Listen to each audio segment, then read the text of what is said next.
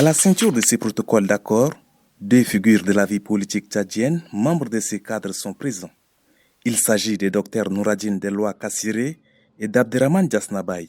En face d'eux sont assis les responsables de 8 partis politiques qui s'engagent à rejoindre ces cadres de concertation. Avant la ceinture de l'acte, le coordonnateur du dit cadre, dans son intervention, s'est montré optimiste. Cette signature du protocole d'accord est venue montrer que quelles que soient nos divergences de vues, quelles que soient nos différences idéologiques, nous sommes capables de nous asseoir autour d'une même table, mettre nos divergences sur cette table-là, discuter ensemble et nous entendre sur l'essentiel pour nous permettre de cheminer ensemble. Aussi, l'homme n'a pas manqué de lancer un appel aux Tchadiens qui se montrent toujours pessimistes quant à la réussite de cette transition. J'entends partout dire que le processus en cours n'ira pas jusqu'à terme, que la transition n'ira pas jusqu'à terme. Mais moi, je pense que la transition est l'œuvre du peuple tchadien qui s'est réuni ce 20 août 2022 jusqu'au 5 octobre 2022 et qui a décidé unanimement d'ouvrir une période de transition.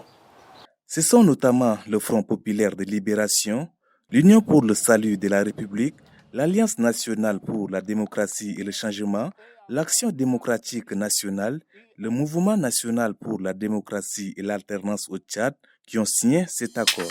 Dans un communiqué, les putschistes nigériens ont sommé l'ambassadeur français Sylvain Ité de quitter Niamey dans 48 heures. Aussitôt, Paris a réagi par la voix de son ministre des Affaires étrangères.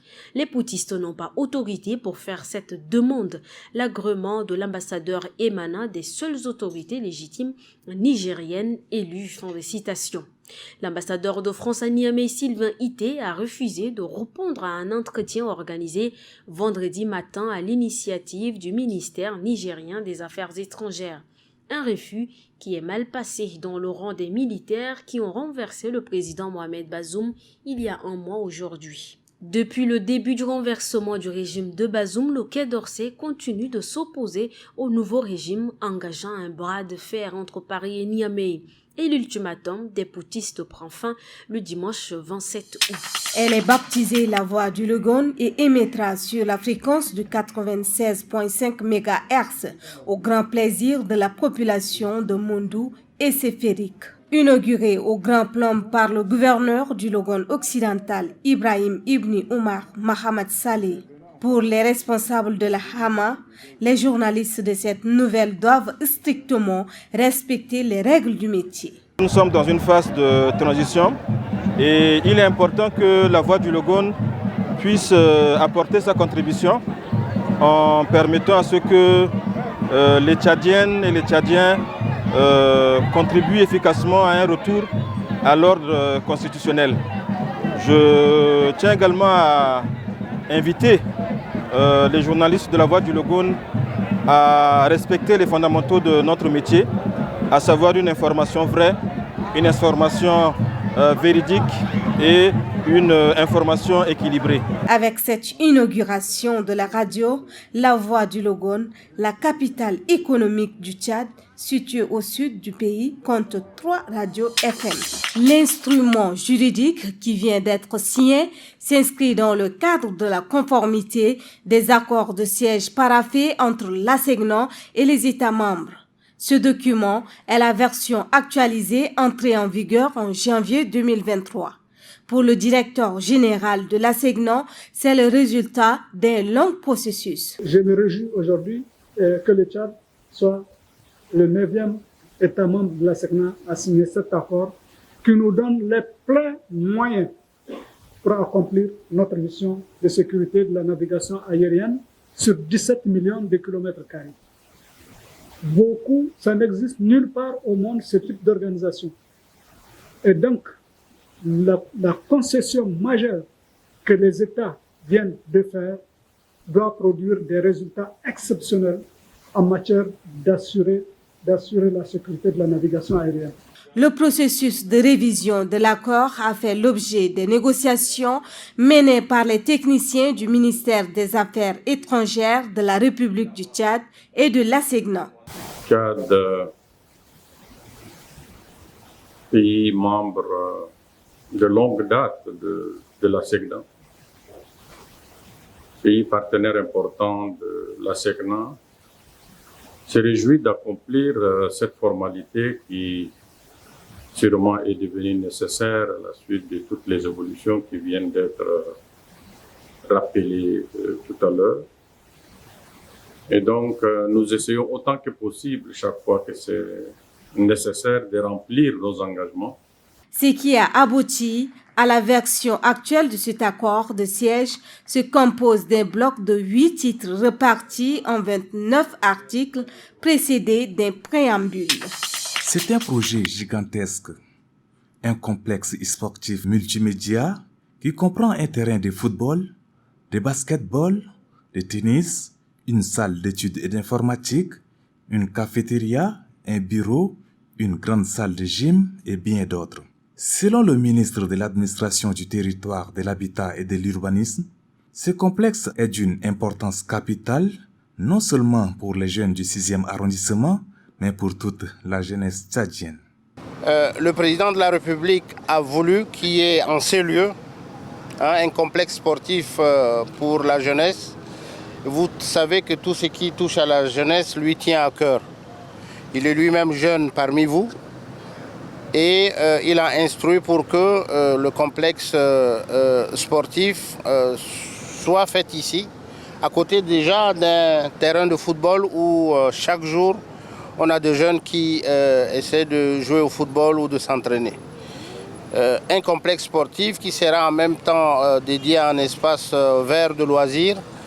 Je pense que c'est important pour d'abord le 6e arrondissement et pour la jeunesse tchadienne.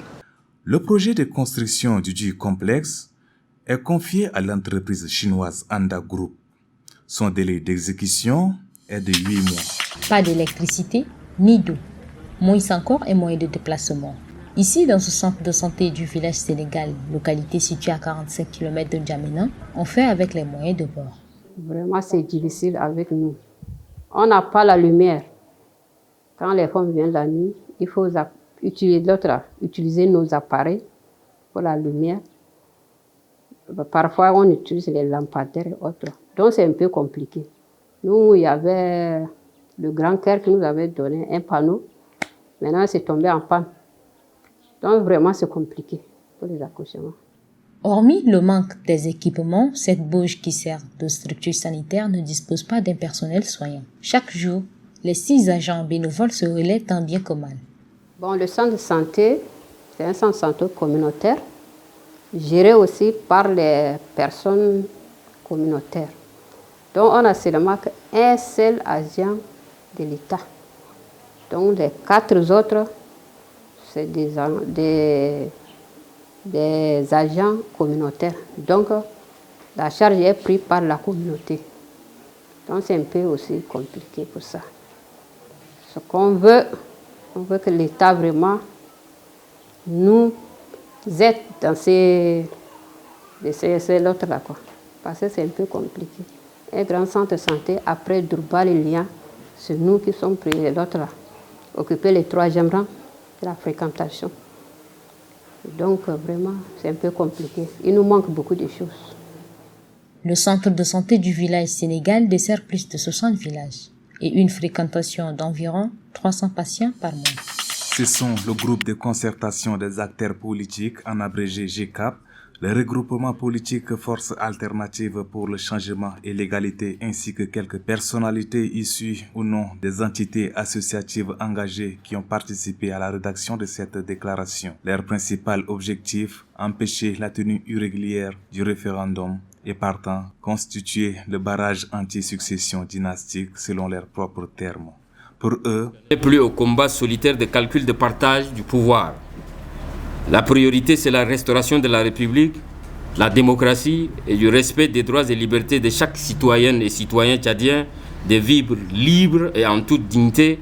Et le passage pour y arriver, c'est d'arrêter le processus unique en cours pour lequel chaque citoyen tchadien épris de justice et d'égalité est appelé à y adhérer. Pour une gestion impartiale de la transition qui garantisse le retour à l'ordre constitutionnel apaisé à même de restaurer la République unie dans sa diversité, ces hommes ne sont pas prêts à lâcher prise. La plateforme entend aller loin dans son engagement.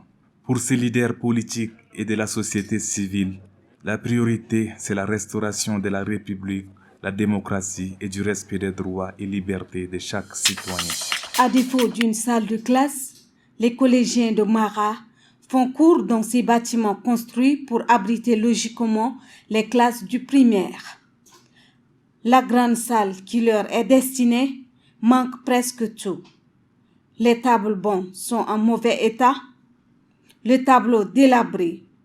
Parfois, elles se transforment en lieu de refuge pour animaux. Oui, le CG de Mara fonctionne dans l'après-midi.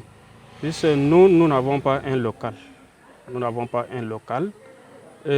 Nous avons pris la construction locale de l'école primaire. Nous fonctionnons dans l'après-midi et comme nous avons tous les enseignants sont au complet, nous ne demandons pas des enseignants puisque nous sommes au complet. Et c'est ce qui est là puisque nous fonctionnons avec des difficultés. Ce manque criard de matériel didactique entrave gravement l'épanouissement de l'éducation dans cette localité, selon les parents. Nous avons à peu près 500 élèves. 500 élèves avec 2 ou 3 enseignants, c'est très difficile. Si au moins c'est dans une classe, vous avez 20 ou 30 élèves par classe, un enseignant peut donner son effort. Mais dans une classe, vous avez 100 quelques. Comment pour un enseignant et les enfants ils sont restés par la terre.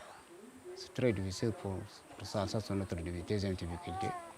Hormis le manque de salles de classe et d'équipement, l'école n'a pas de clôture, laissant un passage aux villageois et conducteurs d'engins à 2 roues. Nos difficultés, le majeur problème, c'est la clôture de l'école. Vous voyez, depuis que vous êtes arrivé, vous voyez, il y a des motocyclettes qui circulent dans la cour. Et il y a des enfants qui ne sont pas des élèves, ils viennent, quelquefois les professeurs sont en classe en train de dispenser le cours, ils passent par la fenêtre, par derrière, et ça perturbe le cours. À 1 mois de la rentrée scolaire, l'administration et la population de Mara espèrent un miracle.